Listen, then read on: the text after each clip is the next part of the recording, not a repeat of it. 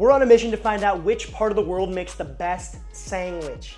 So we've already taken a look at Western Europe, Eastern Europe, and North America. Now we're about to head down to South America, where we're gonna craft 5 of the most popular sandwiches the continent has to offer. Only one of these sandwiches will take the dub and get to represent South America in the Global Sandwich Showdown, aka the Sandwich Olympics, which is the final contest that will happen at the end of the series once we explore sandwiches from all over the world. So if you're into that sort of thing, stick around, subscribe, check out the other videos. Also, stick around until the end of the video because regardless of who wins, we're gonna take the best components from all 5 sandwiches to fuse together the ultimate South American Frankenstein sando. So strap on your poncho, it's about to get sticky. Chorizo plus pan equals choripan, sausage and bread. The choripan is Argentina's ultimate street food. Coming from Spanish and Portuguese influences, this crispy roll stuffed with a juicy, flame-grilled glizzy is slathered in a bright garlicky chimichurri before it goes straight into your mouth hole. Ideally, that's where it goes. In Argentina, they like meat a lot. So much so that they actually have a word for cooking meat, asado, right? It's basically a meat party, which is pretty sick, my people. You'll find the sandwich everywhere, from street carts to soccer stadiums, because really it's quick, it's cheap, it's easy, and it's delicious. It's also very portable. Some dress it up with onions and tomatoes, but the real stars of the show have got to be the crusty bread and the sausage. Fun fact, Argentinians consume over 220 pounds of beef per person every year, which makes them the biggest meat eaters on the planet, even more so than the US. They also make this with blood sausage, which is interesting, and I will try that at some point in my life. But for now, let's make this. Chimichurri. We're going in with hot water. Very important that this is hot. Then salt. The water's hot so we can easily mix together the salt so that it all dissolves in the water. In Argentina, they call this salmuera, which just means like dead salt. Into the warm water, we got our oregano, dried oregano, red chili flake, some bay leaves, and garlic. We're gonna stir that in the warm water, and that's gonna kind of bloom the oregano, bring out some extra flavor. It's gonna kind of spice the water with the chilies. The bay leaf is gonna be able to kind of, it's basically like a tea at this point. If you skip this step, it's not gonna be as flavorful. Then some red wine vinegar, good olive oil, and fresh parsley, fair amount of it. Then we're gonna mixy, and this is like just, you know, a chunky, acidic, herbal sauce, quote unquote. Fantastic on any beef, it's good on chicken. I mean, chances are you've heard of this. It's very popular for a good reason. So this chunky mixture is the classic way to make chimichurri, right? A lot of the times you might see it like blended or pureed online. This is kind of more of the classic traditional way. This is not my recipe. This is from Chef Francis Mallmann, who is an Argentinian chef. He's a badass. Maybe you've heard of him, very popular dude. He loves potatoes and chimichurri and beef. I thought it was pretty cool. So gauchos are basically Argentinian cowboys, and what they would eat on the range when they're like, you know, herding the cattle and stuff was basically just beef. Like a lot of the times it was just steak. And what did they put on that steak? It was the chimichurri. And a lot of the times, according to Chef Francis Mallmann, they would carry it in these little glass jars on their belt, sort of like next to their pistols. So just imagine like a bunch of Argentinian cowboys riding on the range, whipping out their pistols, shooting into the air, and just like chugging chimichurri with their beef. Kind of cool. Sure, that's exactly how it went historically too. This stuff is awesome. Chimi dunzo. Now we just have to grill the chorizo, the sausage. It's important that the chorizo is flame licked. The chari grilled flavors are muy importante, so we're gonna whip out the coals for this one. At its core, chorizo is pork sausage, but it varies widely by region, depending on the meat, spices, texture, and preparation style. And there are many different kinds of chorizos. For example, in Spain, their chorizo is often cured, but in other Latin countries, maybe they're smoked or cured, or smoked and cured, or fresh, like in Mexico. And sometimes it's even spiced, which gives it that deep orangish red color that we're kind of used to. Sometimes, keyword here, because other times it's just lightly seasoned, like these sausages, which are Argentinian. We got fresh pork, garlic, paprika, salt, and pepper, and these are relatively mild in heat and spice compared to other more robusto chorizos, if you will. Dude, look at the beef juices dripping on the charcoal and caramelizing. That's fire. Literally. For the bread, I'm using these gorgeous Portuguese rolls that I picked up from a local grocery store. First, we're just gonna warm them up on the grill, then open them up, drizzle on some olive oil, then we're just gonna give them a little spritz of meat juice from the rested chorizo. Again, just grill the bread until it takes on some color, gets some grill marks, then that's pretty much it. We're good to go. Let's build this thing. Choripán starts with a grilled roll. We're gonna go down with the sausage, but I want 2 sausages because I'm feeling wild today. Usually it's made with 1, sometimes they cut them down the middle and flay them out, but we're going 2. And then all we do now is hit it with the chimney. Boom. Then we close her up. And that, my friends, is the Argentinian choripan. Choripan. Pan con chicharron. Bread with crispy pork. Believe it or not, this is one of Peru's breakfast sandwiches. Introduced by the Spanish, pork became a staple in Peruvian cuisine, and this sandwich is proof of that. Thick cut fried pork belly meets crispy sweet taters, all topped with salsa criolla, a lime marinated onion relish type thing. Fun fact, Peru is said to be the birthplace of the potato, and they actually grow over 4,000 varieties in the country, which explains the potato element to the sandwich. Let's make it. Salsa criolla. Criolla. Red onion that has been soaked in water for 5 minutes and drained. Just remove some of the oniony taste, makes them crispier. Ají amarillo, yellow pepper. Red pepper, this one's spicy. Green pep, cilantro, lime juice, a little bit of olive oil, a pinch of kosher, and some black pep. Now we're just gonna give this all a nice little hand jangle. Look at that. An acidic, bitey, fresh, call it a salsa, which means sauce, but it's almost like a relish. But yeah, colorful and beautiful. A quintessential Peruvian condiment. Salsa criolla. Ají mayo. Into the bowl goes mayonnaise. And a little bit of ají puree. This is just ají amarillo. It's yellow pepper paste. Now this is pepper mayonnaise, so you want it to taste peppery. Don't skimp. And a pinch of kosher. Now we mixy. Gonna give us a nice pretty orange color. Beautiful. Ají mayo. Ooh, we got some pork belly here. So this is skin on pork belly that I just braised off. It's cooled and chilled down. The only thing we have to do now is get the skin nice and crispy, right? Very important for chicharron, considering that's crispy pork, crispy pork. We got a little bit of an awkward piece here, it kind of slopes down. I think I'm gonna cut that and try to crisp it in 2 sections. So, looks good. Oof, beautiful every time, man. That's a nice meat to fat ratio right there. Just gonna scrape off some of these cumin seeds. Just braise this in some bay leaf, some cumin, water, salt, just until it gets tender. What's important is that it's tender, okay? You could even do this with just salt and water, it's gonna be fine. Tender, chilled pork belly, we're gonna crisp that up.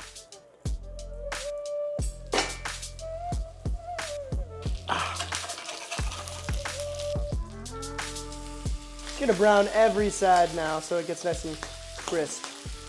All right, so this is kind of what we're going for here. Sear off the sides, but the most important thing is that crispy skin right there. Pork belly. Now we gotta cut our belly. Always easiest to do this on the meat side. Gonna make little slabs like this. Nice. Look at how pretty that is.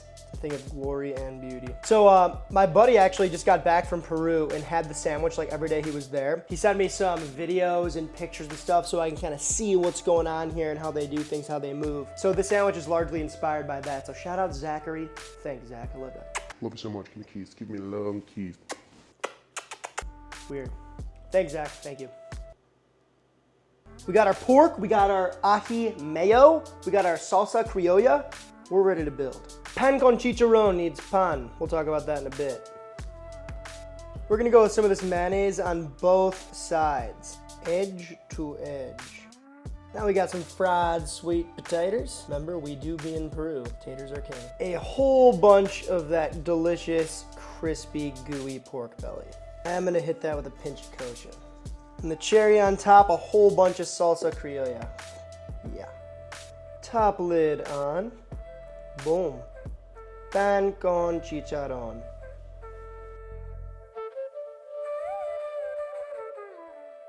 The Chivito sandwich. This beef-loaded monster is actually Uruguay's national sandwich. It all started when a customer asked for roast goat at a restaurant. but there was none. So instead, the chef threw together thin steak, ham, bacon, lettuce, tomato, melted cheese, and a fried egg, creating one of the most over-the-top sandwiches on earth. This is sometimes topped with pickles, olives, and it's kind of Uruguay's answer to the burger in a way, but kind of beefier if that's possible. Fun fact, Uruguay has 3 times more cows than people. Over 10 million cows for a 3.5 million person populated country. Also, second fun fact, this sandwich is actually one of Anthony Bourdain's favorite ever. Pretty much my philosophy encapsulated in sandwich form. So, you know, rip to the god. Let's find out why Bourdain liked this one so much. For the Chivito, it's back to the grill to cook these here mate flaps. So these are known as churrasco, which are thinly sliced pieces of beef. These can be simply salted, then grilled, dusted with herbs, olive oil, and spices and grilled, or marinated and grilled. What matters is that you end up with juicy, thin, and tender, keyword tender, flaps of beef for the sandwich. That's flaps plural. Remember, the sandwich is loaded, so make sure you make more than you think you're gonna need. This stuff's also super good leftover too, so no worries. Once the beef is blessed by the Fire Lord, we are ready to build. Chivito! We're going out with our churrasco beef. The ham. A nice pile of bacon. This thing's crazy already. Tomatoes. You already know. Some beautiful crispy butter lettuce. Le fried egg, the tiniest little cute guy. And our melted mozzarella cheese. Cheese, man. And le top bun. Hopefully not pop that egg. The chivito. Chivito. The Danny DeVito.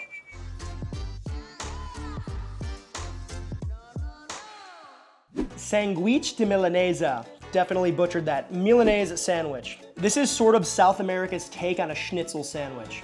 A golden fried Milanesa, right? That's thin breaded beef or chicken or pork, and it gets tucked into a soft bread loaded with mayo, lettuce, tomatoes, and onions. Some spots go all out and put chimichurri on it, different sauces, toppings, whatever, but at its core, that's what it is.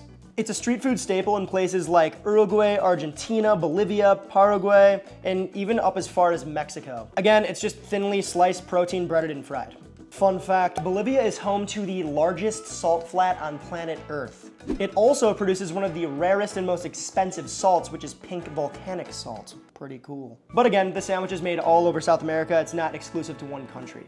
Let's make it. All right, so these are steak milanesa that I breaded ahead of time, just with like a breadcrumbs seasoned, salt, garlic powder, oregano, some other stuff, but thinly sliced beef that's been jacquarded, which means there are holes in it so it's extra tender. So we're just gonna fry these off for our sandwich. Into the hot oil, we're gonna shallow fry. Move that around so it doesn't stick. And we're looking good. Give it a flip.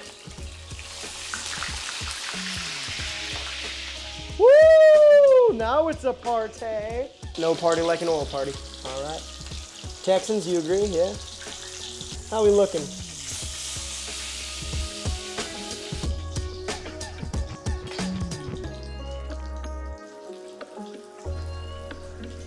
Milanesa starts on a crusty French-style baguette.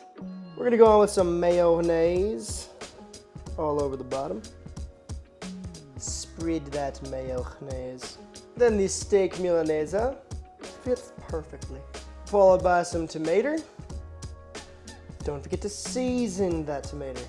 Some regular old thinly sliced red onion. Comment below, I think we should petition to get this renamed to purple onion. It ain't red. Keeping it real simple, last but not least, some shreddis. We're just gonna close that up, doing our best. Lettuce sandwich. The Milanesa sandwich. Very simple. Pão con mortadela. Yeah, Mortadela sandwich. In Sao Paulo's Mercado Municipal, the sandwich is legendary. A soft roll stuffed with a mountain of thinly sliced grilled mortadella. The edges get crispy, the inside stays buttery and smooth, and sometimes a layer of cheese melts over the top for that extra indulgence. So many people swear that this thing needs no condiments, right? Straight up mortadella and cheese and bread. Others like mustard on it, but you know, whatever. I think everybody can agree that this sandwich goes fantastic with an ice cold brew. Or if you're underage, Capri Sun. Shout out Capri Sun. We gotta get a Capri Sun sponsorship on this chan. We need to contact Big Juice. Fun fact, Brazil produces 1/3 of the entire world's coffee, making it, of course, the largest coffee producer on planet Earth. Brazilians love coffee, they love steak, they love beef, they party. I love these guys. Let's make the sandwich. All right, so this sandwich has 2 ingredients, so they're worth talking about here. We just have some pistachio-atized mortadella, AKA Italian bologna. Not really sure how this got popular in Brazil. If you know, leave it in the comments below. I'd love to learn about that. On top of this, for ingredient number 2, is this cheese here, which we're gonna melt in the mortadella. This is a creamy Havarti. A mozzarella could work. Any like mild white melting cheese will do just fine. So yeah, very simple. This is what we gotta do. We're gonna take our morts, just kind of lay them on this tray so I could easily get at them, to drop them in like so. We're just gonna grill these up and kind of give them a little bit of color. Those nuts are gone. Quit trying to get them. Pistachios are expensive these days, bro. All right, so we're really just warming this through. Like I said, look, it already takes on color so fast. This is nearly done. Slightly, lightly griddled mortadella. And for this little batch here, I'm going to lay on the cheese and get that melting. Gonna maybe take this and fold it over. That's looking good. So some of the inside of the mortadella is gonna be kind of gooey and soft where you get these crispy edges from the more fried off parts. Cheese will melt in there nicely. The thing about this sandwich is it's massive. It's loaded, packed to the brim with mortadella, so that's what we're gonna do. So I'm just gonna go hard right now. I'm talking, this thing's massive. That's what I'm talking. All right, it's got a nice head start. Cheese goes on. All right, give this a flipperoni. Hey, yeah. All right.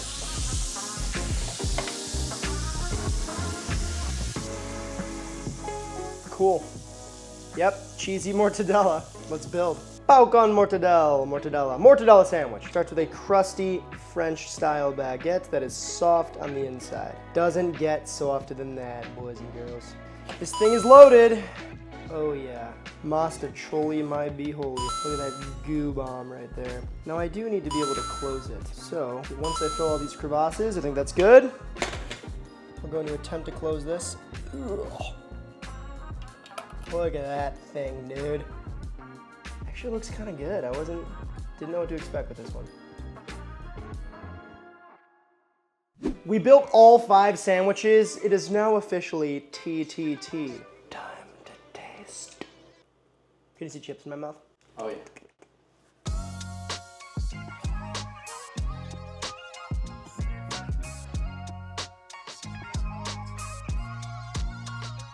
All right, which one should we start with here? I don't know. You know what? I think I'm just gonna get after it. We're going for the big boy first. The Chivito. Look at this thing. Now, I don't know if cutting this thing is what they do, but I'm gonna do it. We're gonna do it. You're in this with me. A lot going on there. I've seen some places kind of like cook the egg all the way so it doesn't have any like kind of a, you know, egg drool vibe going on it, but I thought we'd keep ours nice and runny. I feel like it makes it more enticing. All right, cheers.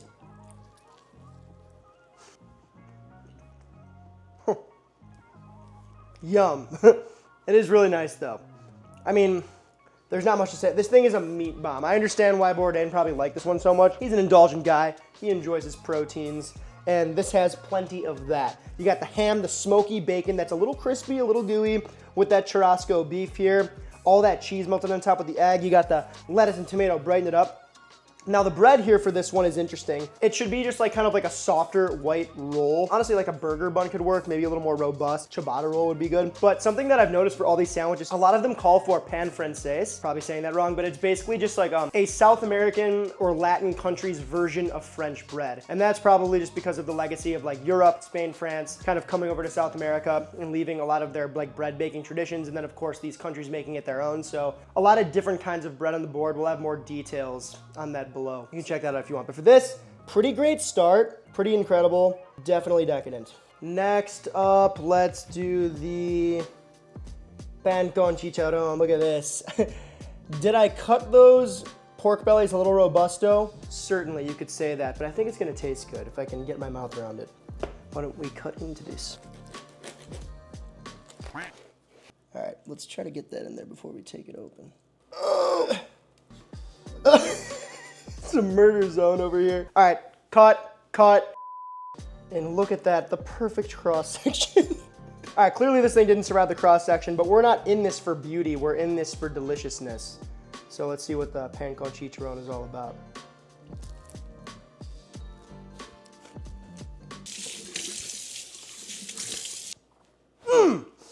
Man. The flavor on that is incredible. When my buddy Zach was telling me how obsessed with he was with this sandwich when he had it, I was like, oh yeah, you know, potatoes, pork, whatever, all good stuff, but how could it really be that good? That's that good. That ají mayo is like perfectly spicy. It looks nice too. Good spice. That pork is both gooey and crispy. The sweet potatoes though, that's what does it for me. It balances everything. It's creamy and sweet. And then of course you got the salsa criolla, which is super tangy and like vegetal. So you got the sweet creamy from the potato, the tangy vegetal from the salsa, the crunchy gooey from the pork, all on a really nice roll. That spice from the mayo, I don't know, man, that's a contender. Okay, next up, 3 left. Let's go with the schnitz. I mean, the Milanesa. This one hopefully is easier to cut. Very nice. Can't complain about that. Looks like a nice fried steak sando. How do I? Maybe I'll just do one of these. Ooh yeah, now we're talking.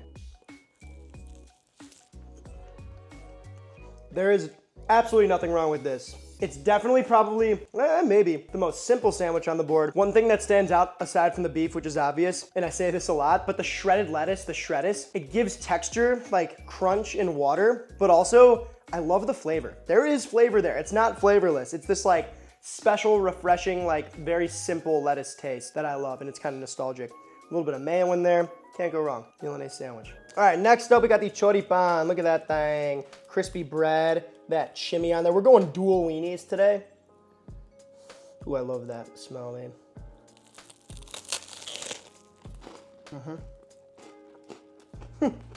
This is cool because like the bread is a mixture of like soft, grilly, and then as you heard, crunchy. Get a second bite of that. Yum. So when you hear the word chorizo here in the States, we tend to think of Mexican chorizo. Chorizo means sausage. There's a ton of different ones, especially in Argentina where they love their meats. This one is just a simple, basic, bare bones, uncured pork sausage. This is also, I guess, made with blood sausage often. Wouldn't be surprised if there's like other spicy versions. I just tried to make the most classic one. Again, some people top this with olives, onions, other things, but just the chimney and the sausage and the grilled toasty bread. The chimney on there, I mean, chimney is literally good in any savory application. Use it as a salad dressing, put it on a sandwich, put it on steak. Wait till your fiance leaves the house, put it all over your body, rub it in, take a video of it, put it on a hard drive, put it under her pillow. She comes home and finds it. Shows her dad comes to your house. Okay, we're done. It's a thing of beauty. And this is just kind of like a testament in that simplicity is sometimes the move. Chimney is like perfectly spicy. Yum. Last but not least, we got our mortadella sandwich. And the cross sections on this thing look wild. So I'm gonna try to get one. It's so cool. It looks like an organ, a human organ. Or just really tasty grilled deli meat, either one. It's soft. You got this bread here that's like kind of crusty on the outside and the oil from your hand like coats it so it looks shiny and enticing. The cheese is woven in to those delicious, delicious slices of morta. All right, here we go.